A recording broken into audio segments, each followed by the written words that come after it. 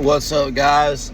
Just wanted to make a video about where we're at as a country as far as politics and the economy and what our solutions are, what is turning into the two front-running ideas of how we can fix all of this. And right now there's a big push for the younger crowd into the arms of Democrat socialism, or just socialism, communism.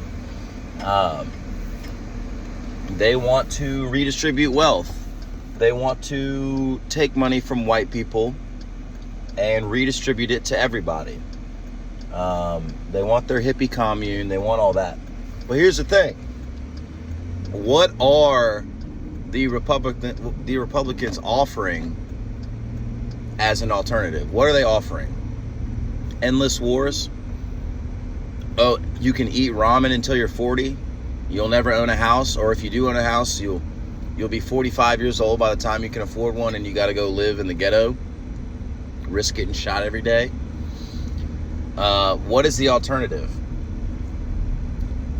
We complain and we say, hey guys, the younger generation is really struggling. We can't afford homes. We work full-time jobs. We work what used to be good paying jobs, and we still can't afford anything. And all the Republicans say are, we'll just eat ramen. Like when I was young, I struggled. Well, these people, we're not young anymore. We're 30, 35, 40, 45. We're not kids. Are we supposed to live like broke college students for the rest of our lives? That is what the Republicans are proposing. And then they're like, why are the young people socialist? Why are the young people becoming DSA members and doing all this and voting for Mamdanis and all that? Why is that happening? Well, it's happening because there's no alternative. There's no viable alternative being offered by the Republican Party. It's just endless wars for Israel. We're going to take your money, give it to Israel. If you can't survive, if you can't afford food, if you can't afford to start a family, fuck you. That's what they're saying. That's what the BoomerCon, the Ziocon arms of the GOP, which is basically the GOP, is these old-ass boomers who are so brainwashed to just be total Zionists and say we just need to fight wars in the Middle East forever. It doesn't matter why or how many young Americans die or anything like that. It doesn't matter how much we suffer with our taxes, taking our money away to go fund all this crap. It doesn't matter. It doesn't matter if we tank the economy. It doesn't matter. And that's the GOP. I mean, that's what we're dealt with. And it's becoming more and more evident that the only solution is right-wing nationalism. Right-wing nationalism, and yes, there is an ethnic component. This is not civic nationalism. We need to understand that the United States could not have been if not for the people that founded the United States. The set of laws, the Constitution, the Declaration of Independence, all of that stuff could not have been if not for those Anglo-Saxon Protestants that came over. And then the subsequent generations of other Europeans. So yes, that is a factor, and that's not hateful to any other group of people that came over here, and especially towards the African Americans. That is our cross to bear as the United States. They're a part of our history too, so that is just always going to be a component. But as far as the socialist stuff goes, oh, we can have free healthcare, we can have free housing, we can have, housing's a human right, and healthcare is a human right, and labor, everything should be free, and we shouldn't have to pay anybody for their labor. That's basically what they're saying. They don't realize that somebody needs to be compensated. Well, that doesn't work if you're inviting all 8 billion people in the entire world to flood in. And the reason that the socialist Democrat left appeals so much to young women is because young women don't logically think about this. They say, oh, poor brown babies. They think about everything as a kindergarten class. That what's the guy, Womp He said this: socialist women think about everything as like a kindergarten class.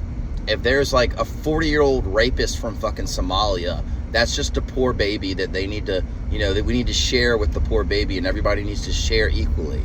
That's their whole mindset. And that's not to hate women. That's not to say, oh, women are stupid and I hate women. That's just how women in general, as a generalization, that's just how women are. And it's great when it's applied to the family. It's great when it's applied to local community. It's great in those senses, but you cannot apply that to federal policy of inviting 8 billion people in to all sign up for welfare, all get free housing, all get free subsidized government loans that are off access to white Americans. You go anywhere in the country, why is 70-80% of the motels ran by Indians? Why are all the gas stations and Quick Marts ran by Indians? Why? Well, it's because they get loans, preferential business loans that we can't get because of the gay communist order that's been instilled since World War II, and it's only gotten worse and worse. And it's climaxed now where it's like reached its peak where we can't keep going with this experiment. We can't fucking keep going with this. So obviously the only answer is far right nationalism. Obviously I would prefer a Christian form of nationalism, but I just welcome anybody that understands that America is a nation of a people that exist. We're not simply ideas. Yes, we have great ideas and great foundation and documents that show us how to maintain a country, and that's why we've lasted so long. But it only works if the people can even articulate what that even means. It only works if the people are high IQ. It only works if the people are assimilated in what I can't think of the word. It only works if the people are unified and share a cultural identity. It only works. It cannot work when you have a bunch of people in here coming and their women look like trash bags because they're not allowed to show their shoulder or their cheekbone. So it can't work. It cannot work. It cannot work when you have 70 IQ. You're flooding the country with 70 IQ, Somalis and all these people. It cannot work. It cannot work when the Republicans flood the tech sector with a bunch of H-1B workers, visa workers, who, for one, a lot of times are not actually even all that qualified. They just have these fake degrees and fake credentials in India, and they're not even all that qualified. It cannot work. And then two, they have on average a much lower IQ than white Americans. So all of this talk about we need immigrants we need all these mass migration to work the jobs that nobody wants to work. No, that we have people that Americans will do any job in the entire world. Will do it if you pay fairly. It's these big corporations. And here's the irony, what the socialist left doesn't understand. Those billionaires, the billionaires are their scapegoat. Oh, the billionaires do this, the billionaires need to do that. The billionaires are the ones who support the mass migration that is replacing us, that is taking our jobs, that is undermining everything. It's caused a massive increase in the cost of housing, the cost of healthcare, the cost of cars, the cost of car insurance, the cost of food, everything. Mass migration. And you know who supports that the most? Those billionaires that you hate so much. So the battle is not who can be the most centrist. The battle is getting these young people who've been radicalized into socialism to realize that doesn't work. You cannot have open borders and socialism. But they'll point to these Slavic or whatever Nordic countries that do the universal health care without realizing that those are tiny countries who up until very recently didn't allow a whole lot of mass migration. Now that's begun to change as it's accelerated globally. They're trying to erase white people off the face of the earth. But that's where we're at. I mean, that's where we're at. It's either far right nationalism or you're going to get socialism, communism. And you know what happens when you get communism. We're done. We're done. So when it comes to 2026, 2028, I'm probably not going to vote unless we get a far right nationalist candidate running on a Republican ticket. I'm just not going to vote. I mean, I might end up voting for Vance if he wins the primary out of just like no choice. But I don't see how this can continue. This cannot continue because Because the whole like uniparty, Israel first, flood the country with migrants, whether legal or illegal, it's got to stop. It's got to end. It must be reversed.